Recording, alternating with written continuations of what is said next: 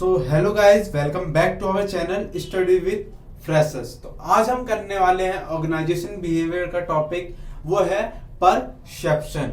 अब ये परसेप्शंस का क्या इंपॉर्टेंस है ऑर्गेनाइजेशन बिहेवियर में, आज हम उसके बारे में जानेंगे। तो सबसे पहले हम जान लेते हैं परसेप्शन होता है क्या है। परसेप्शन एक संगठन है जो एक व्यवहार की धारणा को दर्शाता है और दिखाता है। ठीक है, तो सबसे पहले देखते हैं हम लोग इसका डेफिनेशन क्या होता है परसेप्शन का। Perception is the organisation, identification and interpretation of sensory information in order to repeat and understand the environment. अब जो ये डेफिनेशन लिखी हुई है, इससे सिंपल से ये पता चलता है जो हमारा परसेप्शन होता है वो ऑर्गेनाइजेशन और जो भी हमारे आइडेंटिफिकेशन है, इंटरप्रिटेशन है, जो भी हमारे सेंसरी इंफॉर्मेशन है, जो एक ऑर्डर में रहते हैं, जो रिप्रेजेंट करते हैं और अंडरस्टैंड करते हैं अपने एनवायरनमेंट को। ठीक है, सिंपल सा मीनिंग है, ऐसी जो पर्यावरण है, जो भी हमारा एनवायरनमेंट है, उसको एक प्रतिनिधित्व करने में और समझने के लिए संवेदी जानकारी का संगठन, पहचान और व्याख्या करना हमारा परसेप्शन कहलाता है। अब जो हमारा नेक्स्ट है वो है हमारा प्रोसेस ऑफ परसेप्शंस।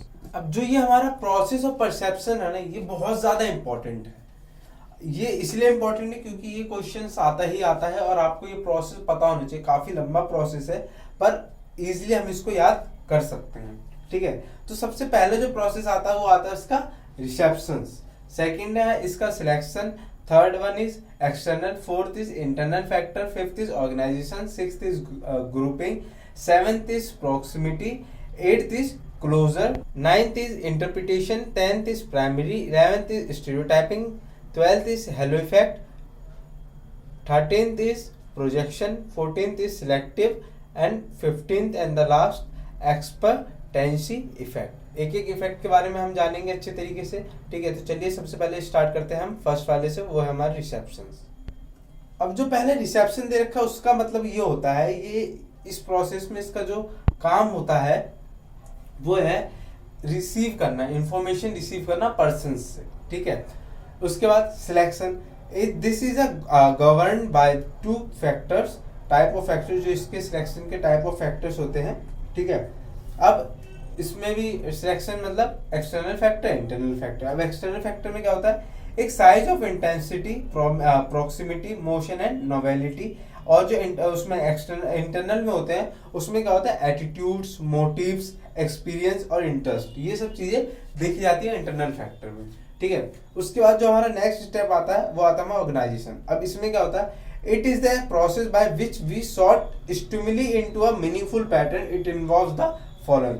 अब इसके अंदर ना बहुत सारी चीजें आती हैं, जो इसके अंदर है ग्रुपिंग, प्रोमेक्सिविटी, क्लोजर, इंटरप्रिटेशन, ये सब चीजें ना इसके पार्ट्स में आते हैं पर हम लोग इसको एक पॉइंट्स के थ्रू समझेंगे। तो इसमें जो पहला था हमारा कौन सा था, ऑर्गेनाइजेशन। अब ऑर्गेनाइजेशन से आप लोग इतना तो हम लोग पढ़ते आ रहे हैं, ऑर्गेनाइजेशन तो आप लोग समझ ही होंगे। अब उसके बाद जो हमारा ऑर्गेनाइजेशन के बाद है grouping, assembling of stimuli on the ground of similarly, मतलब एक ग्रुप करना, एक सिमिलर लोगों को, सिमिलर मतलब सिमिलर माइंडसेट लोगों को, जो उनका अचीविंग ऑफ गोल्स है उसको इस तरीके से मैनेज करना। ठीक है, उसके बाद आता है proximity, this is the closeness of stimuli to another that effect the perception, वो इफेक्ट करता है परसेप्शन में जो जितनी भी चीजें हैं उनकी, उस तरीके से उनमें लाना।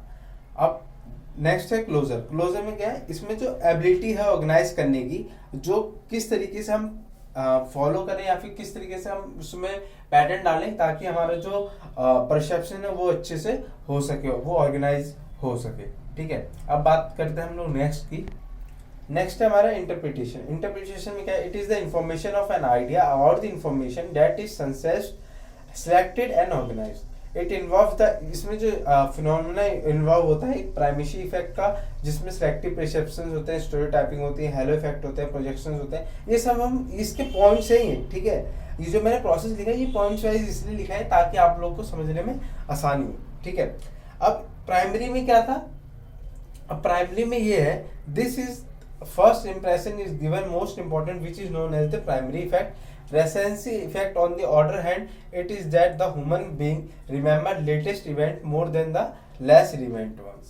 ठीक है, अब जो इसके बाद नेक्स्ट जो आता है हमारा स्टीरियो टाइपिंग, इसका मतलब बहुत जरूरी है समझना। Student, it is the effect caused by forming a certain belief about a category of stimuli and generating the nation encounter which each member of that category. जितने भी इससे मतलब जो एक नोट है उनका, वो इस तरीके से उनको जनरलाइज करना, उसको एक नोटेशन में, ठीक है, और हर एक मेंबर को एक कैटेगरी वाइज प्रमोट करना, टाइप मतलब एक तरीके से लोगों को देखना और जज करना, ठीक है। और भी कई सारी चीजें हैं। अब नेक्स्ट आता है हमारा projection. It is a psychological defence mechanism which make a person compared with his negative treat. मतलब उस तरीके से इसमें ट्रीट करना लोगों को, जो नेगेटिव पर्सन को नेगेटिव तरीके से, पर ऐसा होना नहीं चाहिए ऑर्गेनाइजेशन में, सबको एक इक्वली ट्रीट करना चाहिए, ठीक है।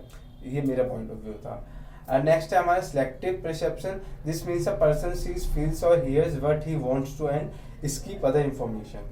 मतलब इसमें उस तरीके से लोगों को देखना, उसको फील करना, उसको सुनना, जो वो स्किप नहीं कर सकते इंफॉर्मेशन को, अपनी अच्छी से इंफॉर्मेशन को, उसको कंसिस्टेंसी में उसको पूरा करना।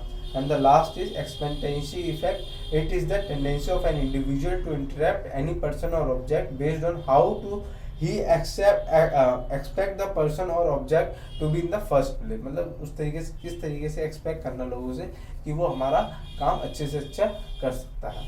ये था आज का हमारा टॉपिक, ऑर्गेनाइजेशन बिहेवियर का परसेप्शन। उम्मीद करता हूँ आपको यहाँ तक वीडियो पसंद आई होगी। वीडियो पसंद आए वीडियो को लाइक जरूर करना, चैनल को सब्सक्राइब जरूर करना एंड बेल नोटिफिकेशन ऑन कर देना, ताकि मेरी आने वाली वीडियो आप तक जल्द से जल्द पहुँच सके। चलिए मिलते हैं जल्दी नेक्स्ट वीडियो में। Thank you for watching.